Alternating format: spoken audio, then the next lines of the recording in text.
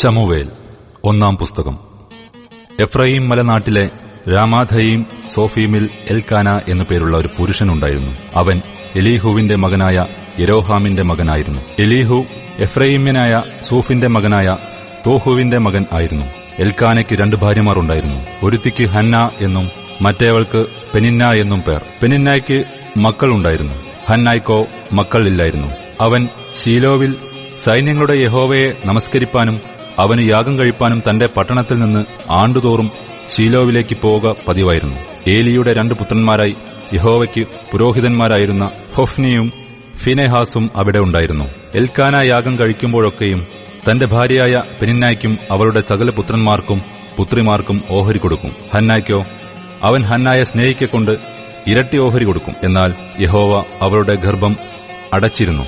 യഹോവ അവളുടെ ഗർഭം അടച്ചിരുന്നതിനാൽ അവളുടെ പ്രതിയോഗി അവളെ വ്യസനിപ്പിപ്പാൻ തക്കവണ്ണം വളരെ മുഷിപ്പിച്ചു. അവൾ യഹോവയുടെ ആലയത്തിലേക്ക് പോകുന്ന സമയത്തൊക്കെയും ആണ്ടുതോറും അവൾ അങ്ങനെ ചെയ്തു പോന്നു. അവൾ അവളെ മുഷിപ്പിച്ചതുകൊണ്ട് അവൾ കരഞ്ഞു പട്ടിണി കിടന്നു. അവളുടെ ഭർത്താവായ എൽക്കാന അവളോട്, ഹന്നേ, നീ എന്തിനു കരയുന്നു? എന്തിന് പട്ടിണി കിടക്കുന്നു? നീ വ്യസനിക്കുന്നത് എന്ത്? ഞാൻ നിനക്ക് 10 പുത്രന്മാരെക്കാൾ നന്നല്ലയോ എന്ന് പറഞ്ഞു. അവർ ശീലോവിൽ വെച്ച് തിന്നുകയും കുടിക്കുകയും ചെയ്ത ശേഷം ഹന്ന എഴുന്നേറ്റുപോയി. പുരോഹിതനായ ഏലി യഹോവയുടെ മന്ദിരത്തിന്റെ വാതിൽക്കൽ ആസനത്തിലിരിക്കുകയായിരുന്നു. അവൾ മനോവ്യസനത്തോടെ യഹോവയോട് പ്രാർത്ഥിച്ചു, വളരെ കരഞ്ഞു. അവൾ ഒരു നേർച്ച നേർന്നു. സൈന്യങ്ങളുടെ യഹോവേ, അടിയന്റെ സങ്കടം നോക്കി അടിയനെ ഓർക്കുകയും അടിയനെ മറക്കാതെ ഒരു പുരുഷ സന്താനത്തെ നൽകുകയും ചെയ്താൽ അടിയൻ അവനെ അവന്റെ ജീവപര്യന്തം യഹോവയ്ക്ക് കൊടുക്കും.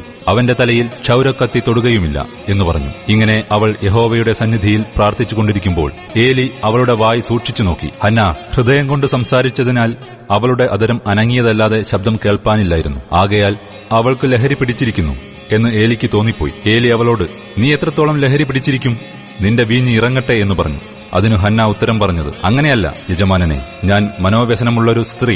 ഞാൻ വീഞ്ഞോ മദ്യമോ കുടിച്ചിട്ടില്ല. യഹോവയുടെ സന്നിധിയിൽ എന്റെ ഹൃദയം പകരുകയത്രേ ചെയ്തത്. അടിയനെ ഒരു നീചസ്ത്രീയായി വിചാരിക്കരുത്. അടിയൻ സങ്കടത്തിന്റെയും വ്യസനത്തിന്റെയും ആധിക്യം കൊണ്ടാകുന്നു സംസാരിച്ചത്. അതിന് ഏലി, സമാധാനത്തോടെ പൊയ്ക്കൊള്ളുക. ഇസ്രായേലിന്റെ ദൈവത്തോട് നീ കഴിച്ച അപേക്ഷ അവൻ നിനക്ക് നൽകുമാറാകട്ടെ എന്നുത്തരം പറഞ്ഞു. അടിയന് തൃക്കണ്ണിൽ കൃപ ലഭിക്കുമാറാകട്ടെ എന്ന് പറഞ്ഞു.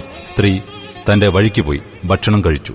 അവളുടെ മുഖം പിന്നെ വാടിയതുമില്ല. അനന്തരം അവർ അതികാലത്ത് എഴുന്നേറ്റ് യഹോവയുടെ സന്നിധിയിൽ നമസ്കരിച്ച ശേഷം രാമയിൽ തങ്ങളുടെ വീട്ടിലേക്ക് പോയി. എന്നാൽ എൽക്കാന തന്റെ ഭാര്യയായ ഹന്നായെ പരിഗ്രഹിച്ചു. യഹോവ അവളെ ഓർത്തു. 1 ആണ്ട് കഴിഞ്ഞിട്ട് ഹന്ന ഗർഭം ധരിച്ച് ഒരു മകനെ പ്രസവിച്ചു. ഞാൻ അവനെ യഹോവയോട് അപേക്ഷിച്ചു വാങ്ങി എന്ന് പറഞ്ഞ് അവന് ശമൂവേൽ എന്ന് പേരിട്ടു. പിന്നെ എൽക്കാന എന്ന പുരുഷനും അവന്റെ കുടുംബവുമൊക്കെയും യഹോവയ്ക്ക് വർഷാന്തരയാഗവും നേർച്ചയും കഴിപ്പാൻ പോയി. എന്നാൽ ഹന്ന കൂടെ പോയില്ല. അവൾ ഭർത്താവിനോട്, ശിശുവിന്റെ മുലകുടി മാറട്ടെ, പിന്നെ അവൻ യഹോവയുടെ സന്നിധിയിൽ ചെന്ന് അവിടെ എന്നും പാർക്കേണ്ടതിന് ഞാൻ അവനെയും കൊണ്ടുപോരാം എന്ന് പറഞ്ഞു. അവളുടെ ഭർത്താവായ എൽക്കാന അവളോട്, നിന്റെ ഇഷ്ടം പോലെ ആകട്ടെ, അവന്റെ മുലകുടി മാറും വരെ താമസിക്ക. യഹോവ തന്റെ വചനം നിവർത്തിക്കുമാറാകട്ടെ എന്ന് പറഞ്ഞു. അങ്ങനെ അവൾ വീട്ടിൽ താമസിച്ച് മുലകുടി മാറും വരെ മകന് മുല കൊടുത്തു. അവന് മുലകുടി മാറിയ ശേഷം അവൾ 3 വയസ്സ് പ്രായമുള്ള ഒരു കാളയും ഒരു പറ മാവും ഒരു തുരുത്തി വീഞ്ഞുമായി അവനെ ശീലോവിൽ യഹോവയുടെ ആലയത്തിലേക്ക് കൊണ്ടുചെന്നു.